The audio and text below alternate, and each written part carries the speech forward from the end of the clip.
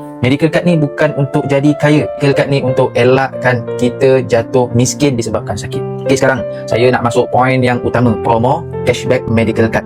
Tinggal kurang 7 hari sahaja lagi. Apa maksud cashback ni, Wafi? Awak ambil medical card, awak jimat bersamaan 2 bulan caruman. Ini bukan lucky draw, ini penjimatan confirm, jelas dan nyata. Saya bagi contoh yang mudah. Contoh yang pertama, ada tak dalam live ni umurnya 36 tahun? Kalau ada, komen ada. Umur 36 tahun, tidak merokok, carumannya RM226 sebulan sahaja. Mana carumannya RM200 dan ke atas akan dapat 1 bulan cashback.